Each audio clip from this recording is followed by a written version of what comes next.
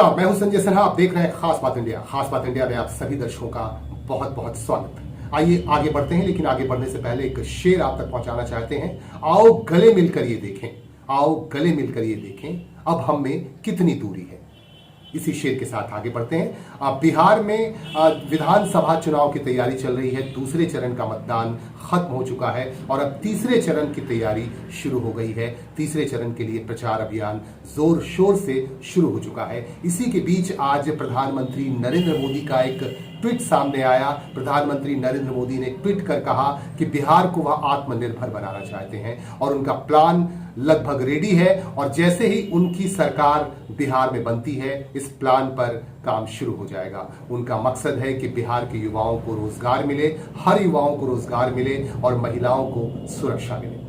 और इस ट्वीट को लेकर चर्चा हो रही है, आपको बता दूं। और इसके बाद एक और अहम खबर से आपको जोड़ना चाहते हैं। हमारे पास बंगाल के रानीगंज से खबर आ रही है। इंसानियत को तार तार करती हुई एक खबर हमारे पास आ रही है। लोगों के अंदर की संवेदनाएं मरती जा रही हैं, लोगों के अंदर के जज्बात मरते जा रहे हैं। एक ऐसा ही वाकया देखने को मिला रानीगंज के राष्ट्रीय राजमार्ग 60 पर। एक नवजात बच्चे की लाश यहाँ पे पड़ी हुई थी और जिसे आवारा कुत्ते नोच नोच कर खा रहे थे और उसे घसीट रहे थे। इस दृश्य को देखकर आपका भी दिल रो उठेगा। अगर इस यहाँ पे आप मौजूद होते तो यकीन मानिए आपका भी दिल रो उठता। आप देखिए इन दृश्यों में कि किस तरह से आवारा कुत्ते यहाँ आसपास मंडरा रहे हैं और एक नवजात शिशु का शव यहाँ पड़ा है और किसी ने बड़े बेदर्दी से इस नवजात शिशु को यहाँ पे छोड़ दिया और उसकी मौत हो गई। इस तरह की घटना वाकई इंसानियत पर एक सवालिया निशान खड़े करता है। और स्थानीय लोगों ने जब इस दृश्य को देखा तो उनका जो है वो हैरान रह गए इस घटना को देखकर। और इसके बाद स्थानीय पुलिस को इसकी खबर दी गई और इसके बाद पंजाबी मोड़ फाड़ी की पुलिस यहाँ पहुंचती है और पहुंचकर लाश को अपने कब्जे में लेती है और तफ्तीश शुरू कर देती है।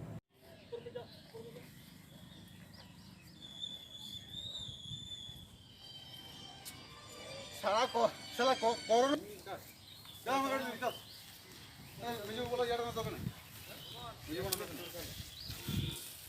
बहुत सुन लगे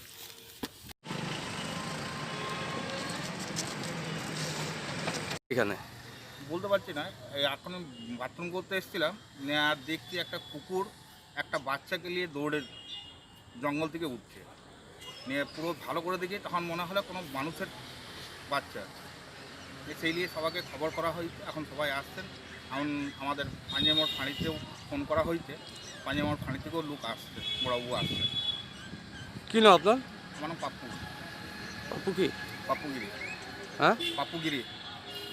बिहार के अररिया और मधेपुरा में जनसभाओं को संबोधित करते हुए कांग्रेस नेता राहुल गांधी ने कहा कि वह मोदी वोटिंग मशीन से कतई नहीं डरते हैं और मोदी से उन्हें किसी तरह का कोई डर नहीं है और मोदी को वह हराकर रहेंगे। इस तरह की बात राहुल गांधी ने कही। उनके साथ आरजेडी के नेता तेजस्वी यादव भी मौजूद थे और राहुल गांधी ने साफ साफ ये कहा कि नरेंद्र मोदी की सरकार को मात देनी ही होगी और हम मात देकर रहेंगे। और आपको बता दूं कि बिहार में तीसरे चरण का मतदान होना है और इसके लिए विभिन्न दलों की तरफ से, राजनीतिक पार्टियों की तरफ से जो है जनसभाएं आयोजित की जा रही हैं। आपको आगे लिए चलते हैं। आसनसोल में एक सम्मान का कार्यक्रम किया गया। यहाँ हैंडीकैप से जुड़ी हुई एक संस्था, दिव्यांगों से जुड़ी हुई एक संस्था शीतला हैंडीकैप वेलफेयर सोसाइटी की तरफ से आसनसोल दुर्गापुर पुलिस कमिश्नरेट के एसीपी तथागत पांडे को सम्मानित किया गया। आपको बता दूं कि तथागत पांडे को दिव्यांगों ने सम्मानित किया और आपको ये भी जानकारी दे दूं कि तथागत पांडे कुछ सालों पहले आसनसोल के विभिन्न इलाकों में ऑफिसर इंचार्ज के पदों पर तैनात थे और उनकी तैनाती के वक्त उन्होंने ऐसी कई संस्थाओं को मदद भी की थी और इसके प्रति भी आभार व्यक्त किया गया इस संस्था की तरफ से। और इस संस्था से जुड़े हुए तमाम सदस्यों ने उन्हें माला पहनाया और उनके प्रति आभार व्यक्त करते हुए उन्हें सम्मानित किया। एक्चुअली रेल पार से मेरा पुलिस का नौकरी शुरू हुआ।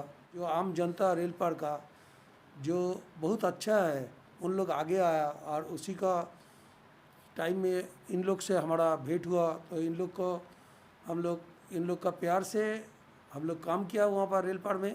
इन लोग का सहयोगिता में रेल पार में शांति आया। तो आज भी उन लोग याद रखा। आज जो आया यहाँ पर तो हमको बहुत खुशी और आँख में आंसू आ रहा है जो ये लोग अभी भी याद रखा। तो पुलिस का नौकरी में अच्छा से काम करने से आदमी को याद ही रखता है। हम लोग को तो कुछ देने के लिए हम लोग सर्विस में आया, we are rendering service to the society.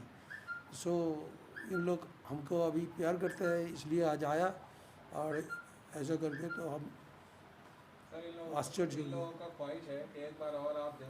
जो हम लोग रेल पार जरूर, रेल पार तो हमारा दिल में है। रेल पार में शांति रहेगा, रेल पार में कुछ करने हम लोग मौका मिलेगा तो हम लोग करेंगे, तो हम फिर जाएंगे।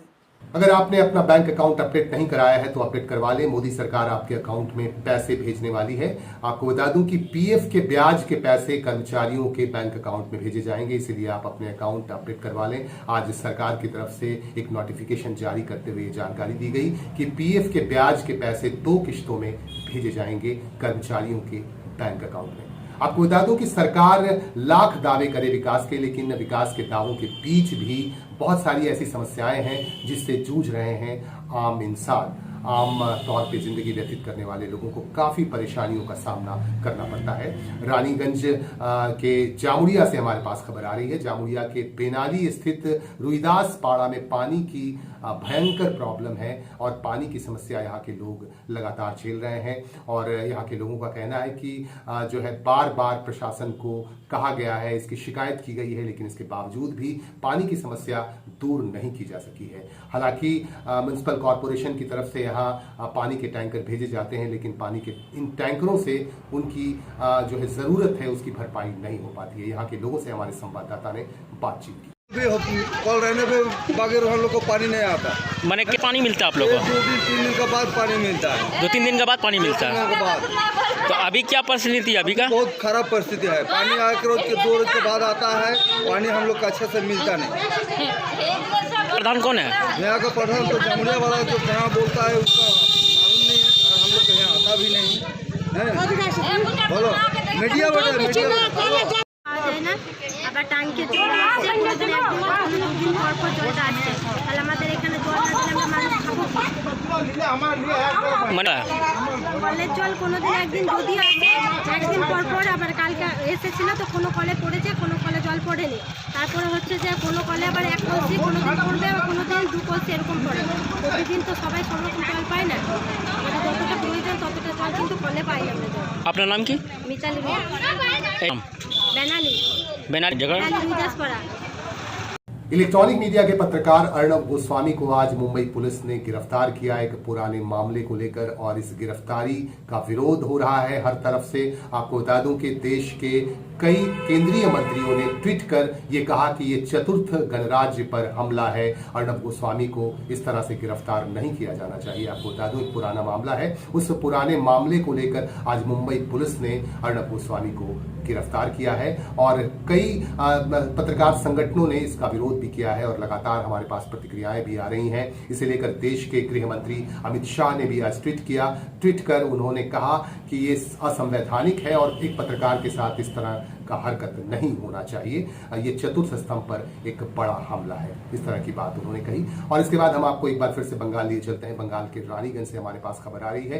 रानीगंज के पूर्व विधायक और तृणमूल कांग्रेस के वरिष्ठ नेता सोहराब अली ने आज आसनसोल म्युनिसिपल कॉरपोरेशन के रानीगंज बोरो के प्रभारी पूर्ण शशि राय से मुलाकात की और इस मुलाकात के बाद उनके दौरान उन्होंने विकास को लेकर बातें की और उनसे जानकारी भी दी कि आसनसोल और रानीगंज के विकास को लेकर किस तरह की बातें, किस तरह के काम किए जा रहे हैं और किस तरह इसकी तैयारी चल रही है। इसकी जानकारी भी पूर्व विधायक सोहराब अली ने पूर्ण शशि राय से ली और दोनों में काफी देर तक बातचीत हुई और इस बातचीत के दौरान कई तरह की बातें की गई और ये भी कहा गया कि तृणमूल कांग्रेस की जो सरकार है वो जनता के विकास का काम लगातार कर रही है और रानीगंज इलाके में विकास का काम लगातार हुआ है और आने वाले समय में भी विकास के कार्य किए जाएंगे।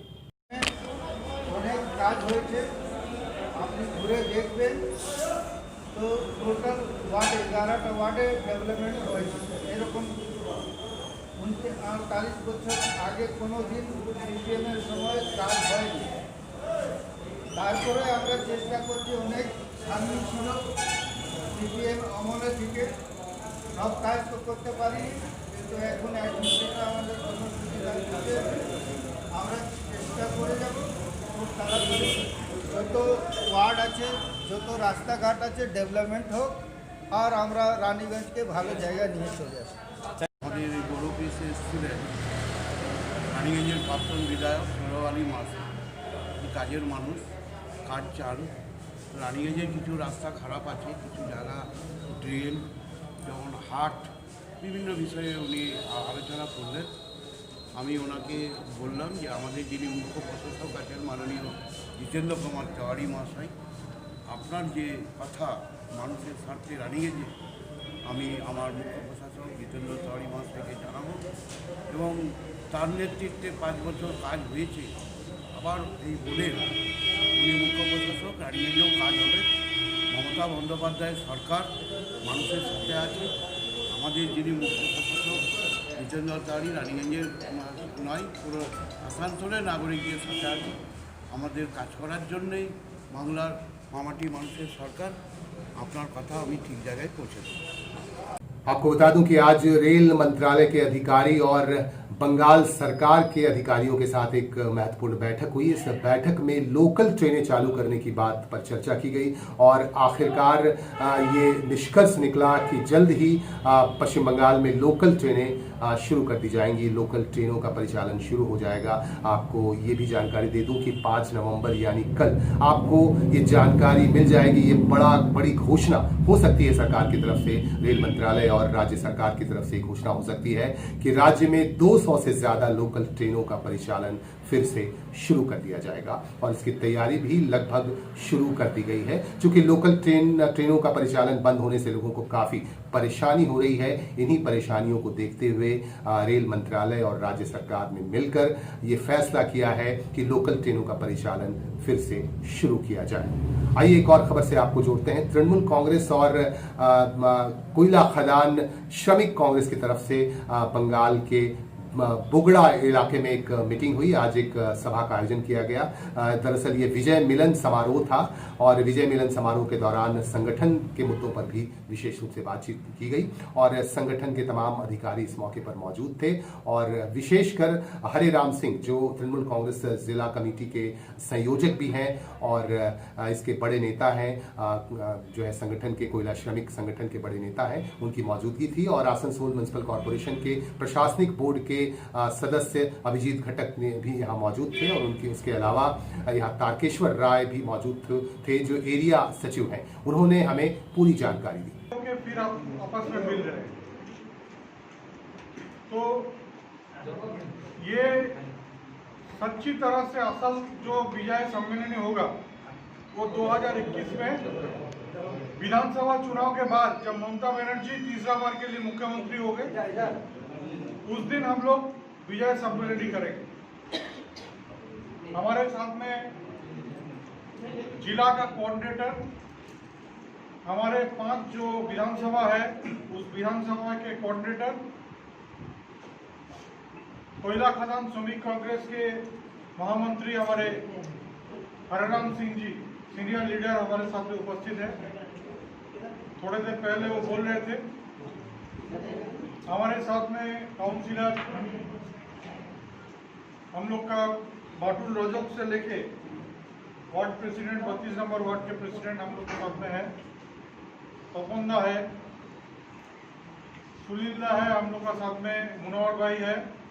फिर आज जिसके बुलावे में हम लोग ये मीटिंग कर रहे हैं तारकेश्वर सिंह जी हमारे साथ उपस्थित है। आज कोयला खदान श्रमिक कांग्रेस क्षेत्रीय कार्यालय में टीएमसी और कोयला खदान के तरफ श्रमिक कांग्रेस की तरफ से एक विद्या सम्मेलन का आयोजन किया गया था। इस आयोजन में कोऑर्डिनेटर हरराम सिंह और भारप्राप्त जो हैं जमुड़िया विधानसभा के चार्ज में अभिजीत घटक को हम लोगों ने निमंत्रण देकर बुलाए थे और निगाह से लेकर के बीजपुर तक और इस क्षेत्र में, इस विधानसभा क्षेत्र में जो कोयला खदान पड़ता है वहाँ के जो भी हमारे एक्टिव मेंबर हैं उन सबों को लेकर के एक विद्या सम्मेलन का आयोजन किया गया था। इसको बहुत अच्छा ढंग से आज हम लोग इसको सफल बनाए और पार्टी को जो 2021 में चुनाव होने वाला है हम लोग का ये प्रयास रहेगा और इसी के लेकर मीटिंग भी हुआ कि हम लोग जैसे भी हो पूरी ताकत के साथ तृणमूल कांग्रेस को जमुरिया विधानसभा से जिता करके और विधायक को भेजें। और 8 तारीख और 10 तारीख को जो मीटिंग है बीजपुर और केंदा एरिया में, उसको लेकर के भी बात हुआ और हम लोग जोर शोर से प्रचार में लगे हुए हैं कि ज़्यादा से ज़्यादा आदमी उस मीटिंग में उपस्थित हो। तारकेश्वर सिंह, एरिया सेक्रेटरी, जिला वाइस प्रेसिडेंट। और इन्हीं खबरों के साथ, इन्हीं बातों के साथ हम लेंगे आपसे विदा। आप हमारे साथ लगातार बने रहें और खबरों के साथ जुड़े रहें। नमस्कार।